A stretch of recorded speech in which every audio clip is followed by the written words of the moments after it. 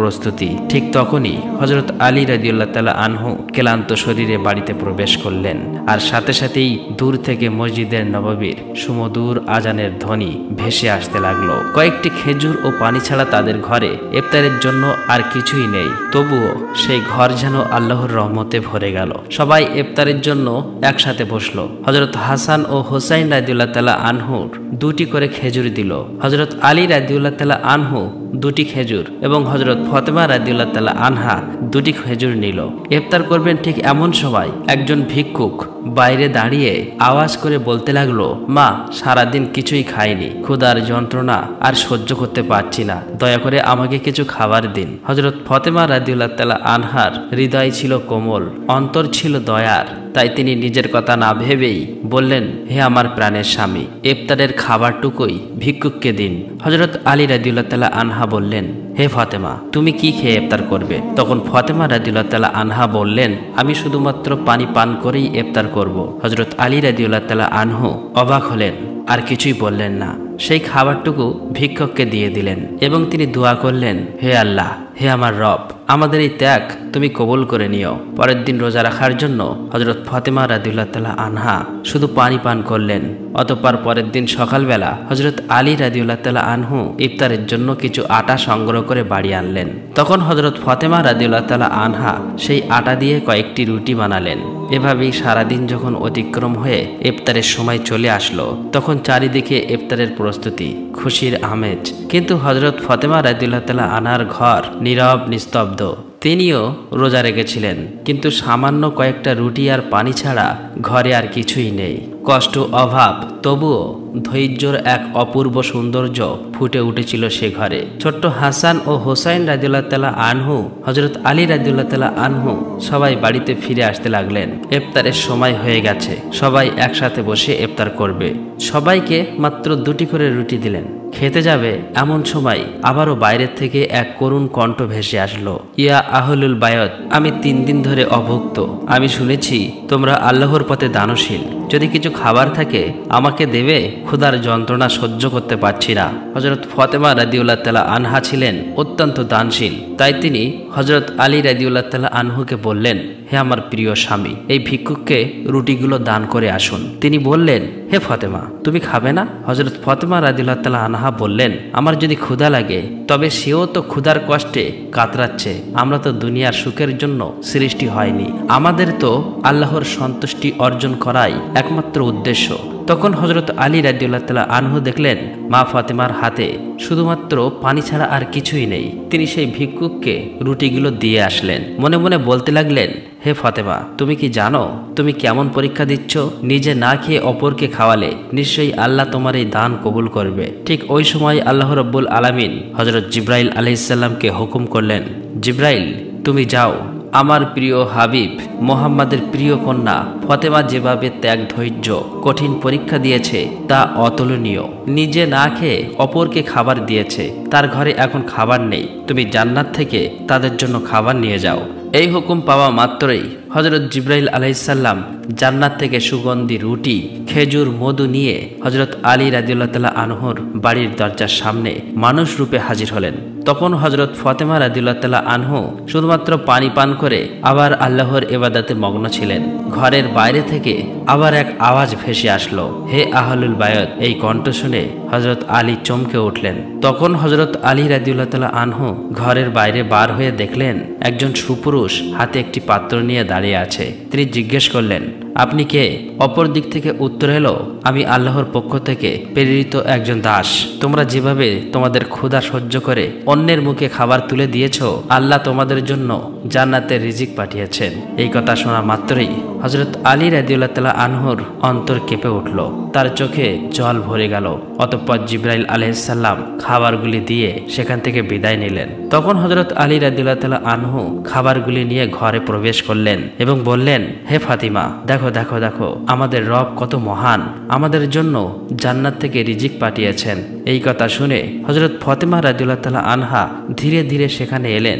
এগুলি দেখে বিস্ময় হতবাক হয়ে গেলেন। এক মধুময় নয়নে ওই পাত্রের দিকে তাকিয়ে রইল আর মনে মনে ভাবতে লাগলেন, হে আল্লাহ, তুমি কতই না মহান। তিনি বুঝতে পারলেন এটি কোনো সাধারণ খাবার নয়। এত সুগন্ধি রুটি, মধু, খেজুর, এ তো জান্নাতের খাবার। এদিকে শিশু হাসান এবং হোসাইন রাদিয়াল্লাহু তাআলা আনহু সেখানে এসে বললেন, আম্মাজান, এই খাবারগুলো কাদের এবং কোথা থেকে এসেছে? তখন হযরত ফাতেমা রাদিয়াল্লাহু তাআলা আনহা তাদেরকে বললেন, বাবা, খাবারগুলো আমাদের মহান আল্লাহ রাব্বুল আলামিন আমাদের জন্য জান্নাত থেকে খাবার পাঠিয়েছেন। হযরত হাসান এবং হোসাইন রাদিয়াল্লাহু তাআলা আনহু বললেন, আম্মাজান, এটা কি সত্যি? তিনি বললেন, বাবা, এটা সত্যি, এটি আল্লাহর রহমত। সেই সময় হযরত ফাতেমা রাদিয়াল্লাহু তাআলা আনহার চোখে জল টলমল করছিল।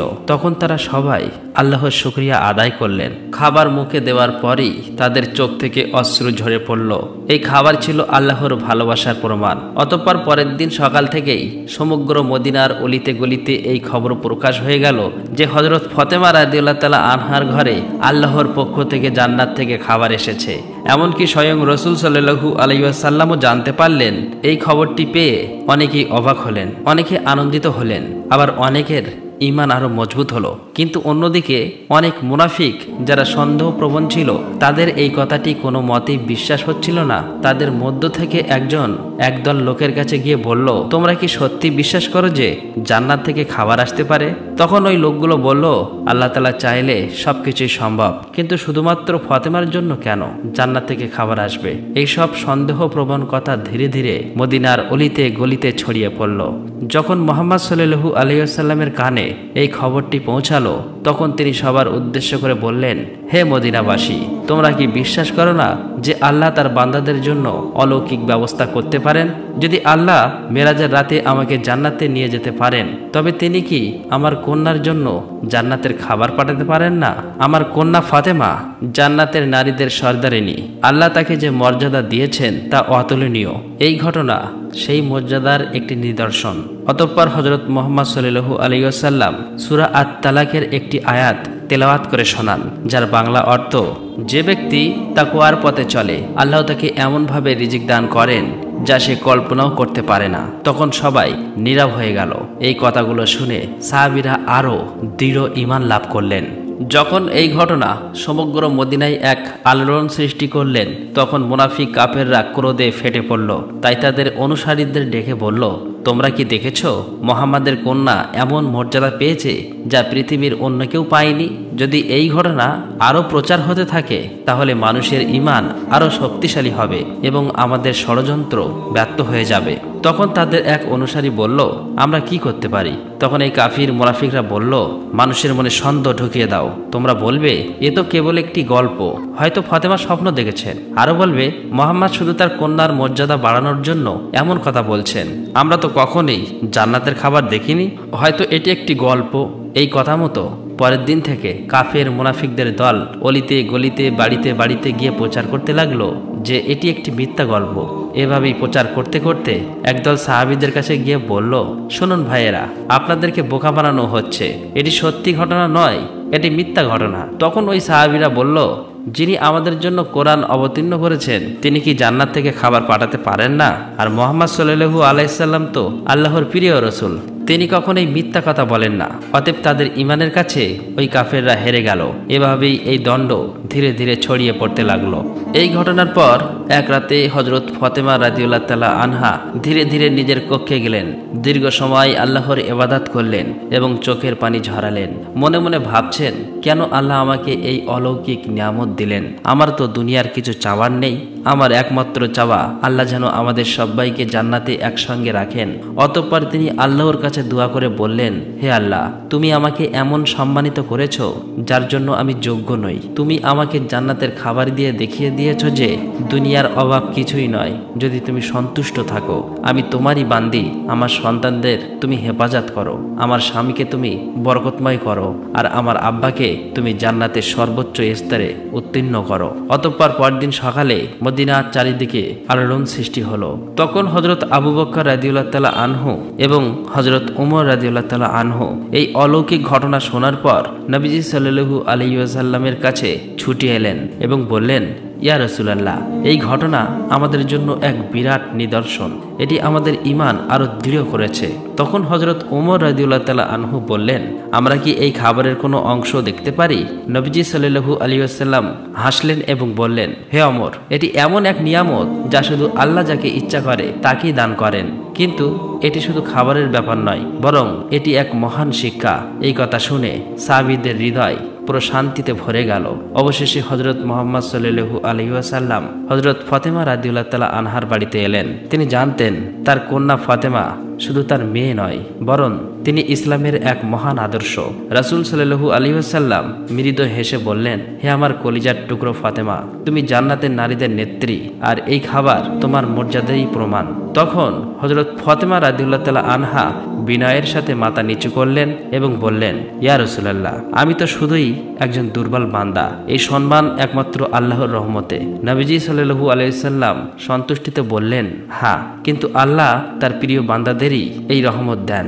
তুমি ধৈর্য ধরেছ, তুমি তাকওয়ার পথ অবলম্বন করেছ, আর তাই তিনি তোমাকে জান্নাতের খাবার দ্বারা সম্মানিত করেছেন। এই মুহূর্তটি ছিল এক অপার্থিব প্রশান্তির মুহূর্ত। হযরত মুহাম্মদ সাল্লাল্লাহু আলাইহি ওয়াসাল্লাম হযরত আলী রাদিয়াল্লাহু তাআলা আনহু, হযরত ফাতেমা রাদিয়াল্লাহু তাআলা আনহা ও হাসান হুসাইনের দিকে তাকিয়ে বললেন, আমি কসম করে বলতে পারি, তোমার অন্তরে যে পরিপূর্ণ ঈমান আছে তা আমাদের সকলের জন্য একটি আদর্শ। হযরত ফাতেমা রাদিয়াল্লাহু তাআলা আনহা চোখের পানি মুছে মৃদু হেসে বললেন, আমরা সবাই একদিন জান্নাতে এই খাবারের স্বাদ উপভোগ করব ইনশাআল্লাহ। তখন মুহাম্মদ সাল্লাল্লাহু আলাইহি ওয়াসাল্লাম হাত তুলে দোয়া করলেন, হে আল্লাহ, তুমি আমার ফাতেমাকে, আমার আলীকে, আমার হাসান ও হোসেনকে এবং আমার উম্মহকে জান্নাতের সেরা নিয়ামত দান করো। অতঃপর হযরত মুহাম্মদ সাল্লাল্লাহু আলাইহি ওয়াসাল্লাম সেখান থেকে চলে আসলেন। সেই সময় বনি সালিম গোত্রের এক লোক প্রিয় নবীজির মহাশত্রু ছিল। সে একাই নবীজি সাল্লাল্লাহু আলাইহি ওয়াসাল্লামের বাড়ির কাছে এসে বললেন, হে মুহাম্মদ, তুমি বাইরে এসো, তোমার গলা না কাটা পর্যন্ত আমার হাত স্থির হবে না। এমনই অমানবিক কথাবার্তা বলতে লাগলো। তখন হযরত উমর ফারুক রাদিয়াল্লাহু তাআলা আনহু ও বেশ কয়েকজন সাহাবী লোকটার এরূপ আচরণ দেখে খুবই রেগে গেলেন এবং বললেন, ইয়া রাসূলুল্লাহ, আপনি অনুমতি দিলে এই শয়তানকে তলোয়ার দিয়ে দ্বিখণ্ডিত করে দেই। তখন নবী করিম সাল্লাল্লাহু আলাইহি ওয়াসাল্লাম ঘরের বাইরে এসে সাহাবীদেরকে বললেন, সাবধান, তোমরা ওকে কিছুই বলবে না, কেননা ও তো এটাই জানে না যে আল্লাহকে, তার নবীকে এবং ইসলাম কি। যখন এগুলো বুঝতে পারবে তখন আর এই রূপ কথা মুখে উচ্চারণ করবে না। অতঃপর রাসূল সাল্লাল্লাহু আলাইহি ওয়াসাল্লাম ধীরে ধীরে লোকটির কাছে এসে অতি নম্র ভাষায় মিষ্টি সুরে বললেন, তুমি আমার উপর এমন রাগান্বিত হলে কেন? এই আসমান, জমিন, মানুষ, বিশ্ব জগতের একমাত্র সৃষ্টিকর্তা যিনি, আমি তো শুধু তার কথাই বলি। আমি শুধু তার উপর ঈমান আনার জন্যই সবাইকে ডাকি। একমাত্র আল্লাহকে ভয় করো, যিনি অসীম ক্ষমতাশালী এবং সর্বশক্তিমান। তাই বলছি, গর্ব ও অহংকার আর ক্রোধ, হিংসা বাদ দিয়ে সেই মহান আল্লাহকে ভয় করো আর আযাবকে ভয় করো, নয়তো অনন্ত অসীম কাল কঠোর আযাব ভোগ করতে হবে। রাসূল সাল্লাল্লাহু আলাইহি ওয়াসাল্লামের মুখে এরূপ কথা শুনে তার কোমল ব্যবহার দেখে লোকটি স্তব্ধ হয়ে গেল। কিছুক্ষণ চুপ থাকার পর হঠাৎ বলে উঠল, নিশ্চয়ই মুহাম্মদ সাল্লাল্লাহু আলাইহি ওয়াসাল্লাম আল্লাহর প্রেরিত রাসূল। আমি আপনার কথায় বিশ্বাস স্থাপন করে এক আল্লাহর উপর ঈমান আনলাম।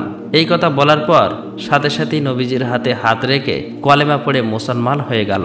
তখন মুহাম্মদ সাল্লাল্লাহু আলাইহি ওয়াসাল্লাম সেই ব্যক্তিকে ঘরের মধ্যে নিয়ে গেলেন।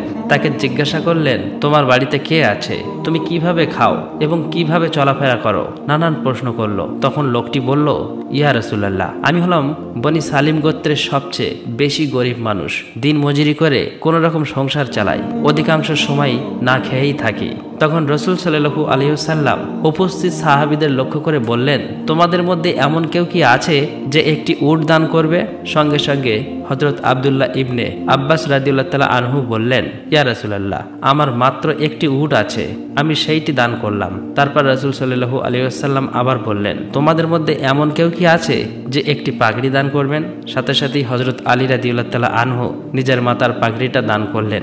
রাসূল সাল্লাল্লাহু আলাইহি ওয়াসাল্লাম আবার বললেন, তোমাদের মধ্যে এমন কেউ কি আছো যে এই নতুন মুসলিম ভাইয়ের জন্য খাদ্যের ব্যবস্থা করবে? তখন হযরত সালমান ফার্সি বললেন, ইয়া রাসূলুল্লাহ, আপনি অনুমতি দিলে আমি কোনো না কোনো বাড়ি থেকে খাদ্যের ব্যবস্থা করতে পারি।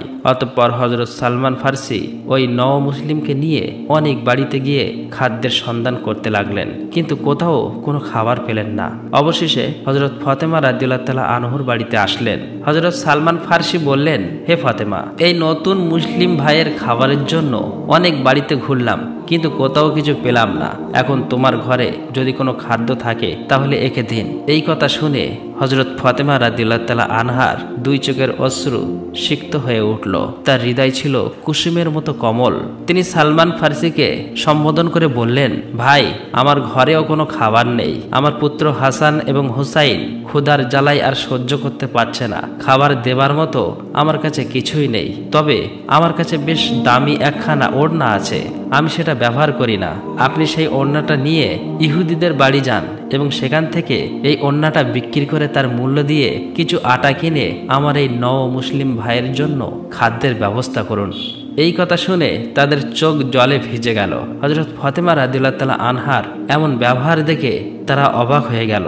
হযরত ফাতেমা রাদিয়াল্লাহু তাআলা আনহা দান, ত্যাগ ও ধৈর্যের যে জ্বলন্ত নমুনা পৃথিবীতে রেখে গিয়েছেন তা চিরদিনই ইসলামের ইতিহাসে স্বর্ণাক্ষরে উজ্জ্বল হয়ে থাকবে। আমরা যদি সবাই সামর্থ্য অনুযায়ী অসহায় গরিব মিসকিনদের সাহায্য করতে পারি তাহলে ধনী গরিব সকলেই সুখী জীবন যাপন করতে পারবো। প্রিয় দর্শক, আমরা সকলেই সেই দয়ালু, দানশীল, উত্তম চরিত্রের অধিকারী হযরত ফাতেমা রাদিয়াল্লাহু তাআলা আনহার মতো ও রাসূল সাল্লাল্লাহু আলাইহি ওয়াসাল্লামের মতো উত্তম চরিত্র ও দানশীল হতে পারি। আল্লাহ রাব্বুল আলামিন আমাদের সকলকে সেই তৌফিক দান করুক। আমিন। আসসালামু আলাইকুম।